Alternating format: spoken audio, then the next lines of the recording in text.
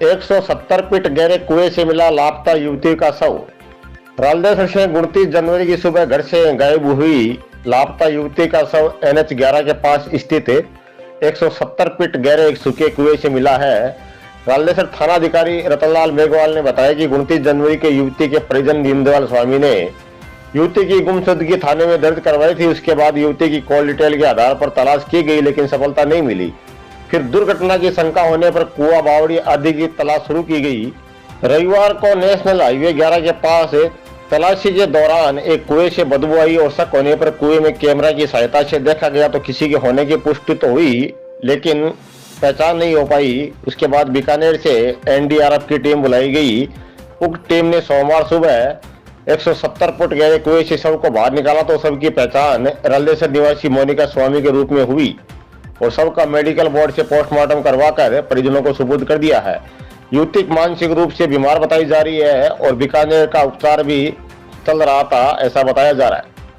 ये घटनाक्रम इस प्रकार से है। दिनांक 29/1/23 को बालिका है मोनिका स्वामी, इसके ताऊजी और इसके परिजन और व्यापार मंडल के अध्यक्ष है विष्णु स्वामी जी मेरे पास में आए। इन्होंने बताया कि बच्ची है वो सुबह 6:30 बजे से घर से बिना बताए कहीं निकल गई है। तो हमने आपस में विचार विमर्श करके इनको बताया कि आप इधर उधर तलाश करवाएं, हो सकता है कि कहीं इधर उधर होगी। तो इन्होंने काफ़ी प्रयास किया, पुलिस का भी इनके साथ में सहयोग रहा। आसपास के बस स्टैंड वगैरह सब में हमने पता किया तो इसका कुछ पता नहीं लगा। शाम के समय ये आए और उन्होंने कहा कि सर आप रिपोर्ट पे कार्रवाई कीजिए। तो इन्होंने मैं रिपोर्ट पेश की, जिस पर हमने गुमशुदगी दर्ज करके और इसकी आगे की जांच शुरू की। इसके मोबाइल नंबर थे जिसका हमने उनकी लोकेशन लिया। लोकेशन लेने के बाद में उसकी कॉल डिटेल वगैरह निकाल ली।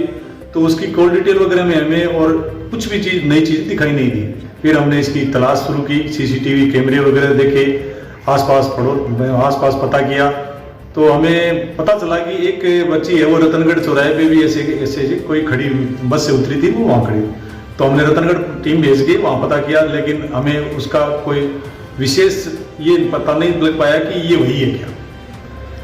हमने काफ़ी प्रयास किया, बीकानेर साइबर सेल की टीम से भी संपर्क किया, रतनगढ़ अपने चूरू अपनी साइबर सेल टीम है उनका भी रिस्पॉन्स लिया और हमें बार बार प्रयास कर रहे थे कि कुछ न कुछ हमें कोई आगे रास्ता मिले, लेकिन कॉल डिटेल के अलावा और कुछ हमारे पास में नई कोई बात हमारे सामने नहीं है। परसों शाम को हम आपस में विचार विमर्श कर रहे थे, बच्ची के परिजन और पुलिस टीम। तब हमें आशंका लगी कि उसकी मानसिक स्थिति थोड़ी सी विचलित थी और वो थोड़ी सी गुस्सेल थी। तो हो सकता है कहीं उसने कोई अनहोनी घटना नहीं कर ली हो।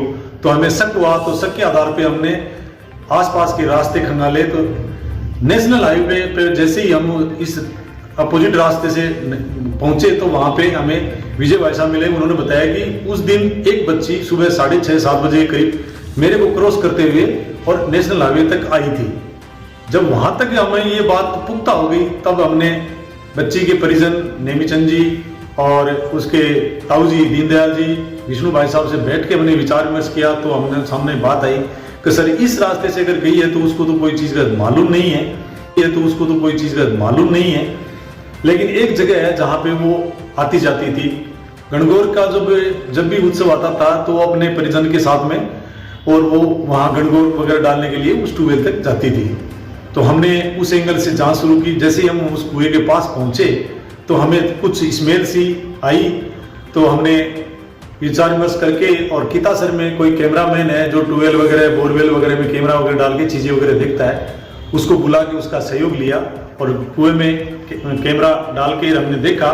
तो उसमें हमें कुछ होने का अंदेशा हुआ, जिस पर हमने उच्च अधिकारियों को श्रीमान CO साहब, श्रीमान नायब तहसीलदार साहब को हालात निवेदन किए और श्रीमान CO साहब और नायब तहसीलदार साहब भी मौके पे पधारे और हमने विचार विमर्श किया।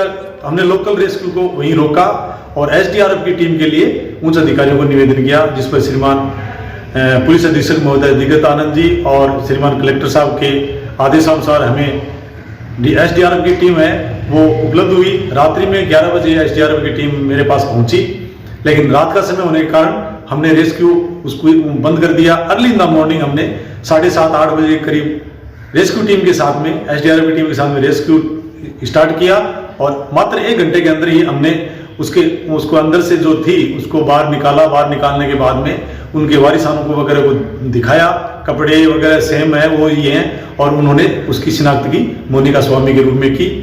इसके पश्चात उनके वारिसान, उसके बच्चे की ताऊजी हैं नियमित दीनदयाल जी, उन्होंने रिपोर्ट पेश की कि इसकी मानसिक स्थिति सही नहीं थी और उसने अद्भुत ये काम किया है, जिस पर हमने धारा 174 सीआरपीसी में कार्रवाई शुरू कर दी है और अभी उसका पंचनामा वगैरह तैयार करके और मेडिकल बोर्ड से उसका पोस्टमार्टम करवा के आगे की कार्रवाई मेरे द्वारा जारी।